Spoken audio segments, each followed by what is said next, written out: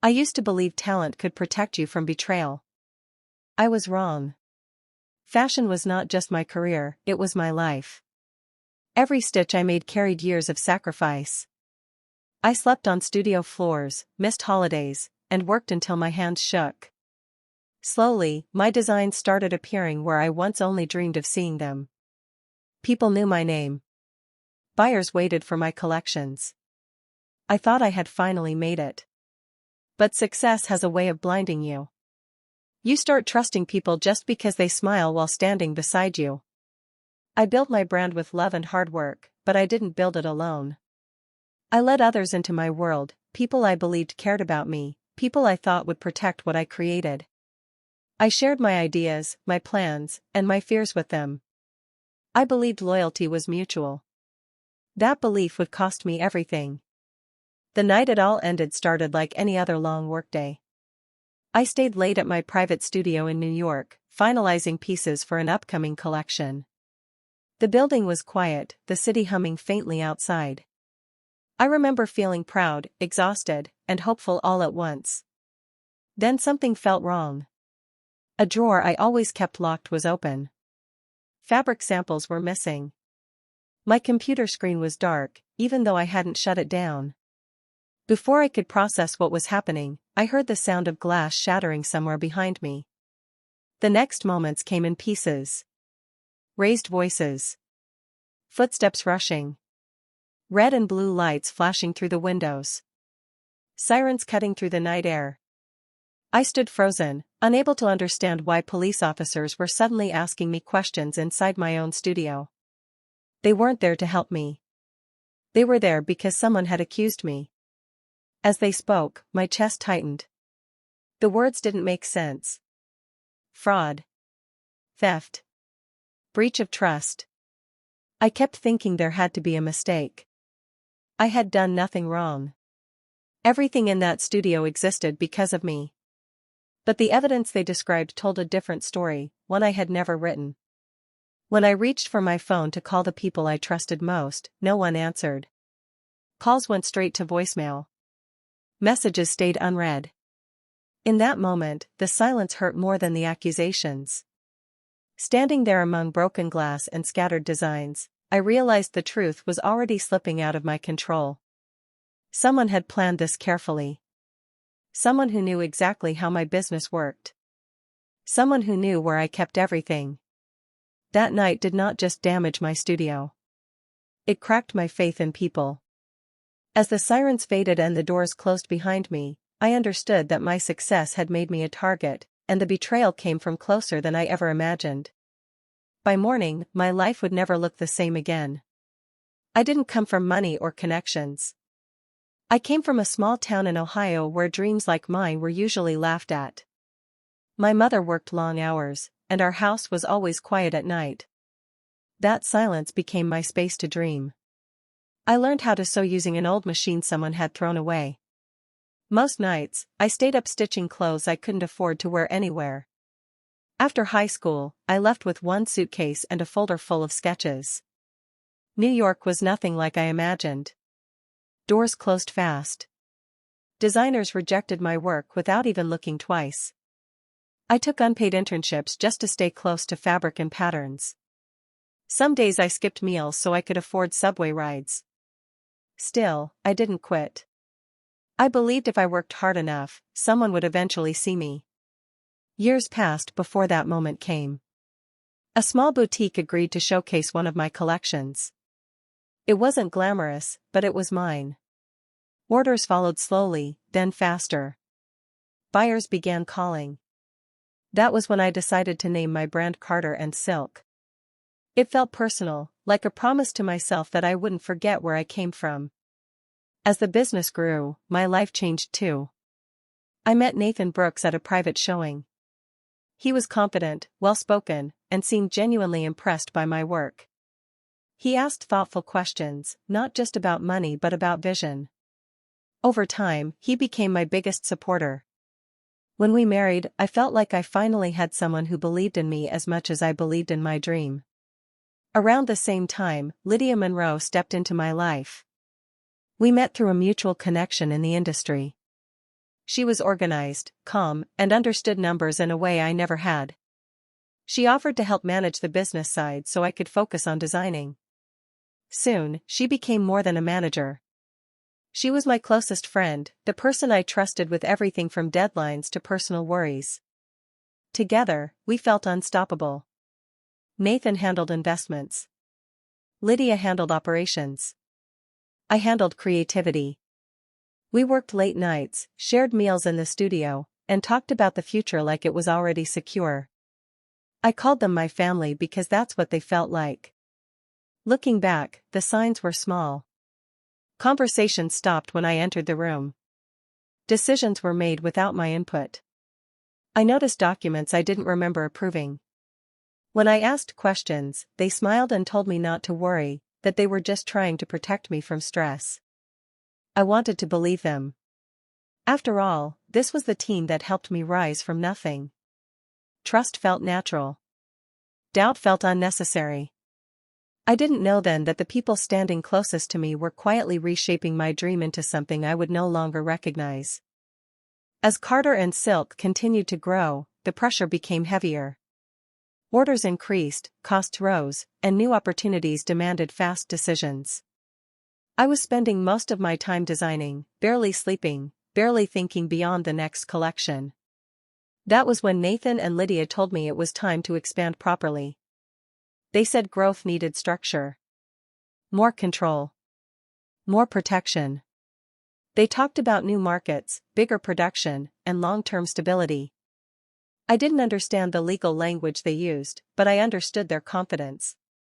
They promised everything would still belong to me, that the paperwork was only a formality. I trusted them. The documents were thick, filled with words I had never needed before. Nathan told me this was what serious businesses did. Lydia assured me she had reviewed everything carefully. They both looked at me like I was being overly cautious when I hesitated. I signed, believing love and loyalty mattered more than fine print. At first, nothing seemed different. The brand continued moving forward. Meetings were scheduled. Plans were made. But slowly, small things began to shift. Passwords stopped working. I was told systems had been updated. Meetings happened without my knowledge. When I asked questions, the answers felt rushed, almost rehearsed. I was told not to worry about finances, yet I started hearing about sudden expenses and urgent payments that hadn't existed before. There were moments when my instincts whispered that something wasn't right. I would notice messages on Lydia's screen disappear when I walked by. Nathan began taking calls outside the room, lowering his voice like he didn't want me to hear. When I asked if everything was okay, they both smiled and said I was just exhausted. I wanted to believe that. The stress made me doubt myself. Maybe I was being paranoid. Maybe this was what success felt like, constant pressure, constant uncertainty. I reminded myself that these were the people who helped build this with me. They wouldn't hurt me. So I ignored the tight feeling in my chest. I stopped asking questions. I focused on designing, telling myself my role was creativity, not control. Each time fear appeared, I pushed it away with trust. What I didn't realize was that every signature I had given them carried weight. Every decision I avoided became an opening. While I was lost in fabrics and deadlines, something far more dangerous was forming quietly around me. By the time I sensed how serious it was, the ink had already dried, and the power I thought I still held was no longer fully mine. The day of my biggest showcase arrived with a strange mix of excitement and fear. Los Angeles felt unreal, like everything I had worked for was finally standing in front of me. Buyers, editors, and investors were waiting to see my new collection. This show was supposed to change everything. Before heading to the venue, I stopped by my studio to pick up the final designs. I had left them locked away, exactly where they should have been. I remember rushing through the hallway, thinking only about timing and details. When I opened the door, nothing looked right. The lights were on, but the space felt cold and unfamiliar. Boxes were open. Papers were scattered. Before I could take another step, I heard a voice behind me telling me to stop and put my bag down. I turned and saw police officers standing inside my studio. I didn't understand what was happening. They asked for my name and began reading accusations that felt unreal. They said there were complaints against me. Fraud. Stolen designs. Breach of contract. Each word hit harder than the last. I tried to explain that this was my company, my work, my space. They listened, but their expressions didn't change. According to the documents they had, I was no longer in full control of my own brand. There were claims that I had taken designs that didn't belong to me. That I had violated agreements I barely remembered signing. Nothing made sense. I reached for my phone, hands shaking, and tried calling Nathan. No answer. I called Lydia again and again. Silence. My messages stayed unread. That silence told me more than any accusation ever could. The officers continued their work, taking photos and notes, sealing areas of the studio. I stood there feeling smaller by the second, watching strangers touch the work I had poured my soul into. Outside, sirens echoed, drawing attention I never wanted. By the time I left the building, the night had turned heavy. News traveled faster than truth. People who once praised my talent were suddenly questioning my integrity. Meetings were cancelled. The showcase I had worked years for was pulled away without explanation. In a single night, my name changed meaning. What once stood for creativity and discipline was now tied to suspicion and shame. Nathan and Lydia were still nowhere to be found. I didn't know where they were, but I knew they had left me alone to face something carefully planned. As I stood outside the locked studio, watching the lights fade behind tinted windows, I understood that this wasn't just a misunderstanding. It was the beginning of a collapse I never saw coming. After that night, I spent hours going through papers, emails, and contracts, trying to make sense of what had happened. That's when the truth hit me, and it was worse than I ever imagined. Nathan and Lydia hadn't just made a mistake. They had been planning this for over a year. Every late-night meeting I thought was about strategy was really about taking control away from me. Every suggestion to trust them had a hidden agenda.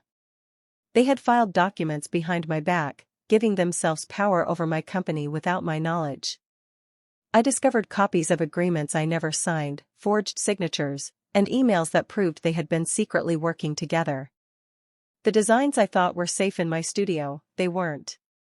Lydia had quietly copied patterns and sold them to other brands while Nathan handled the legal side, making sure it would look like I had stolen from them. The worst part was discovering that Nathan and Lydia were more than just business partners. Their relationship went beyond friendship, beyond loyalty.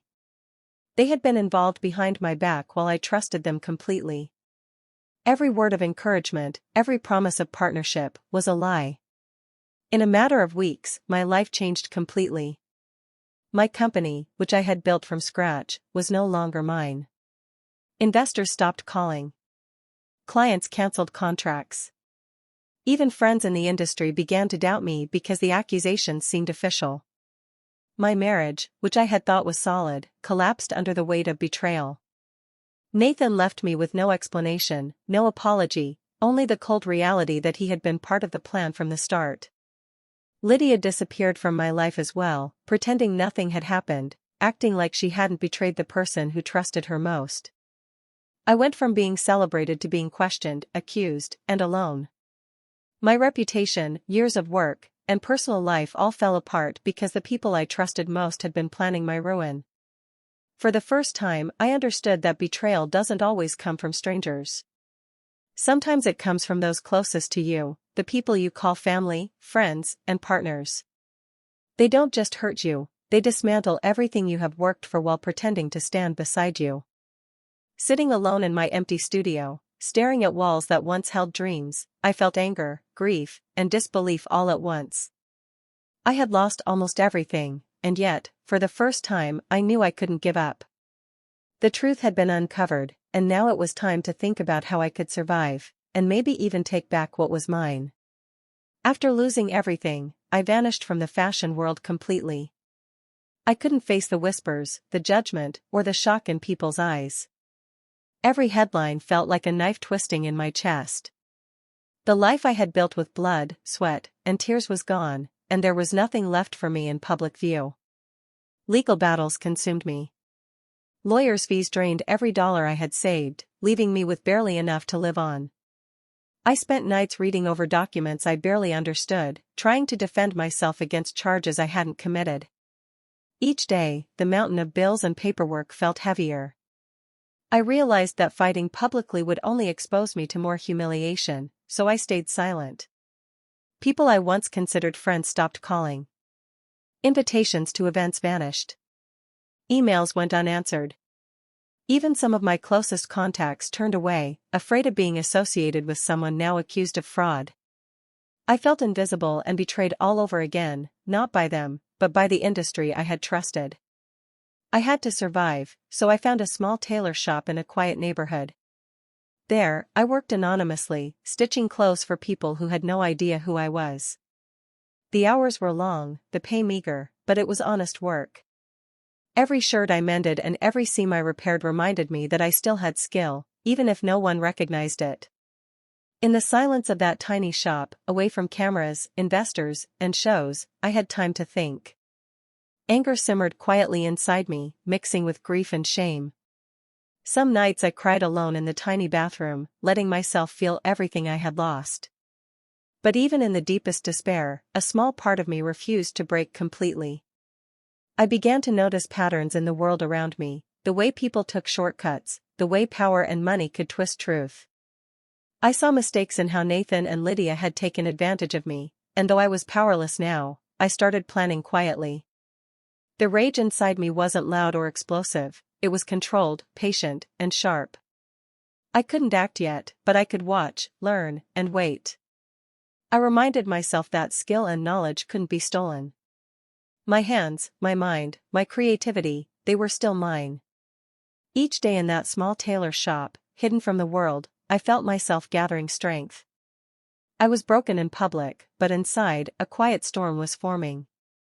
I didn't know how or when, but I promised myself that one day, those who had betrayed me would see the consequences of underestimating me. Working quietly in that little tailor shop, I started hearing news about Carter and Silk. Nathan and Lydia were running it now, but things weren't going well. Orders were late. Clients complained. Designs looked cheap, rushed, and unpolished. Every report I read made my chest tighten, not because I wanted revenge yet, but because I saw something they didn't. They didn't understand the brand at all. They focused only on speed and profit, ignoring the details that had made my work stand out. A tiny stitch in the wrong place, the wrong fabric, even a missing seam, it all made a difference. I knew because I had spent years perfecting it. They cut corners, rushed production, and ignored the legal protections I had put in place for my designs. I realized then that, despite losing everything, I still had an advantage. Knowledge. Skill. A deep understanding of the craft and the contracts that governed it. Nathan and Lydia could take my name, my brand, even my reputation in the eyes of others, but they couldn't take what I knew. Every night, I sketched in my notebook, not for immediate use, but to keep my mind sharp. I studied the mistakes they were making from afar. I compared each design they released to the originals. I noticed patterns, predictable shortcuts, corners cut in ways that could be challenged legally, production flaws that could be exposed. For the first time since everything fell apart, I felt a spark. Not anger alone, not despair, but clarity. I could see the path forward, not with aggression or shouting, but with patience and strategy. I had lost access to the company, but I hadn't lost my mind, my experience, or my ability to plan. I didn't tell anyone about this plan, not even myself fully. It was just a quiet thought that grew every day, knowledge is power, and they had no idea how much I still had. While they struggled to manage the brand, I began imagining ways to use their mistakes against them. For months, I observed and waited. Every flawed shipment, every angry client, every broken contract became a piece of a puzzle only I could solve. I stayed silent, keeping to my small workshop, blending in with normal life, while slowly understanding the full extent of their weaknesses. And in that quiet, hidden place, the first real seed of revenge took root. Not loud, not obvious, but deliberate. I realized that one day, when the time was right, I could turn their ignorance and greed against them, and reclaim everything they thought they had taken from me. I started rebuilding my life quietly, using a new name I had never used in the industry. No one knew who I was, and that was exactly how I wanted it. I couldn't risk exposing myself too soon. Every move had to be careful, precise, and legal. I reached out to small, ethical manufacturers who cared about quality over speed. I worked with lawyers I trusted to make sure every step I took was protected. I didn't need to break the law or play dirty. I just needed patience and careful planning. Everything I did was behind the scenes, hidden from Nathan, Lydia, and anyone else who might recognize me. While I focused on creating again, I started hearing news about Carter and Silk.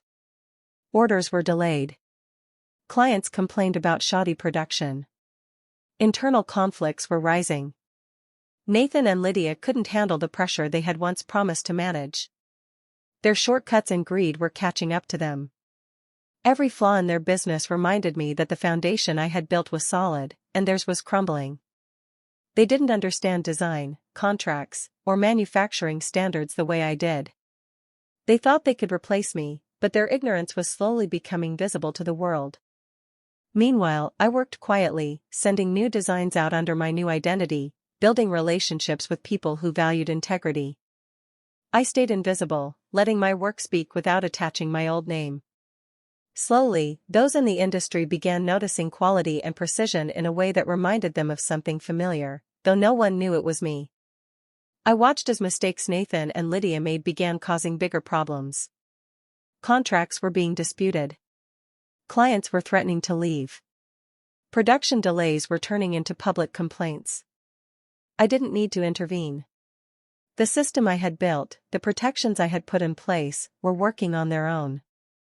For the first time in months, I felt hope.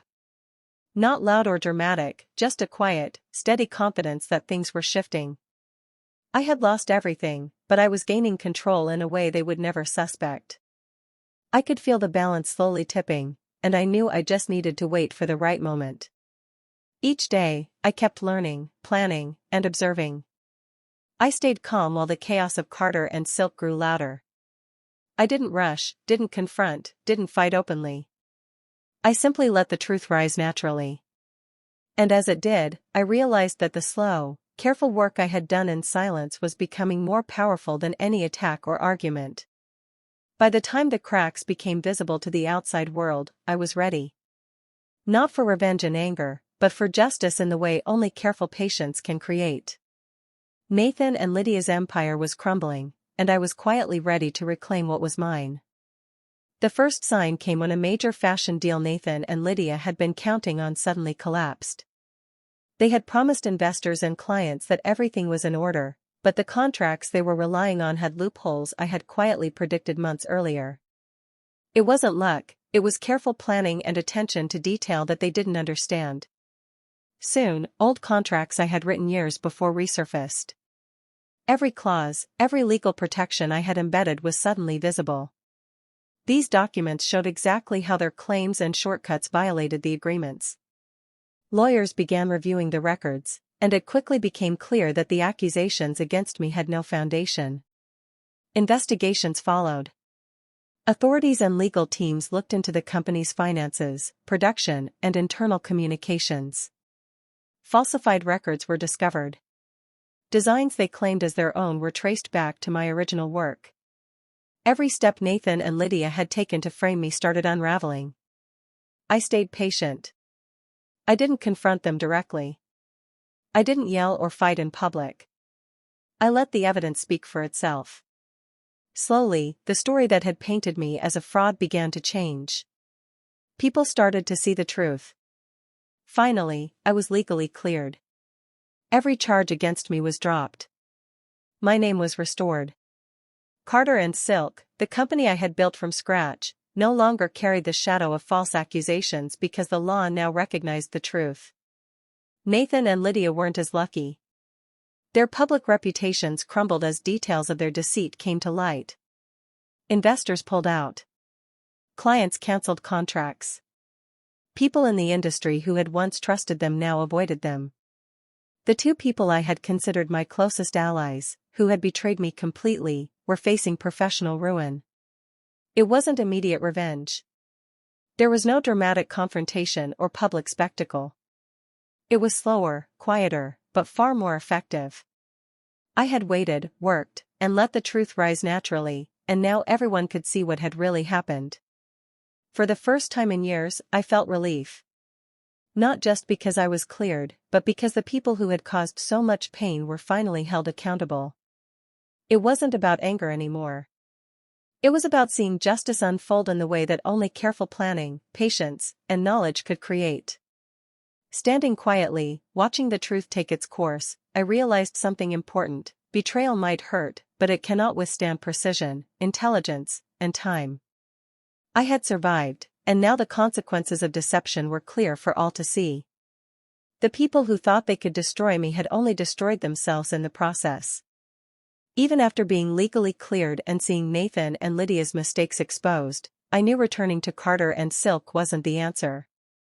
That chapter of my life had been too painful, too filled with betrayal. I didn't want to rebuild what had been poisoned. I wanted something entirely mine, something I could create without shadows following me. I started a new brand under my own name, smaller at first, focused on quality and integrity. Every design reflected what I had learned, not just about fashion, but about trust, patience, and resilience. I worked with manufacturers who valued honesty and care. I controlled every decision, every step, every detail. This time, there was no room for shortcuts or betrayal. Nathan tried to recover some of his reputation, but it was impossible. The people who had once trusted him now avoided him. Deals fell through. Investors pulled out. His name, once charming and powerful, had lost credibility.